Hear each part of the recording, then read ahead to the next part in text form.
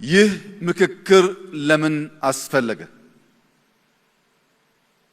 ይህ ምክክር ከተለመደው ጥቂት ሰዎች ተሰብስበው ተመካክረው ከሚወስኑት አቅጣጫ በተለየ መንገድ በመቶ ሺዎች በሁሉም አቅጣጫ ሴቶችና ወንዶች የኢትዮጵያ ልጆች በሀገር ውስጥና ከሀገር ውጭ ያሉ ዜጎች መክረው 4 ዓመት ሙሉ የፈጀ አድካሚ ጉዞ ለምን ማድረግ አስፈለገ?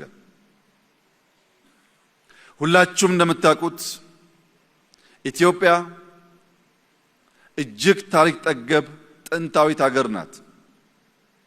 በንግግሮች፣ በጽሁፎች፣ በሚታዩ በሚጨበጡ ቅርሶች ከዚያም ባሻገር የሰው ልጅ መገኛ በመሆኗ ሳይንሳዊ በሆነ መንገድ ባሉ ማረጋገጫዎች ሁሉ ጥንታዊነቷ አሌ የማይባል የማያከራክር እውነት ነው።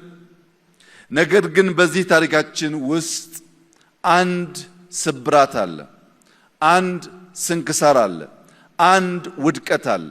ያም በኃይለ ቃል ጀምሮ በኃይል እርምጃ መደምደም ነው። ፖለቲካችን በኃይለ ቃል ይጀምራል፣ በኃይል እርምጃ ይደመደማል። ይህንን ስብራት ለአንዴና ለመጨረሻ ጊዜ ማቆም ያስፈልጋል።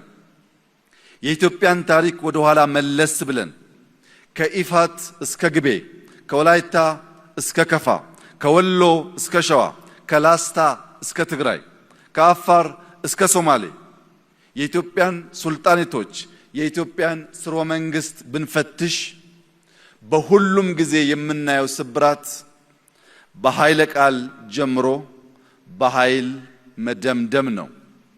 የኃይል እርምጃን የታሪካችን አካል ማድረግ ነው። ያንን ስብራት መቀየር ያስፈልጋል።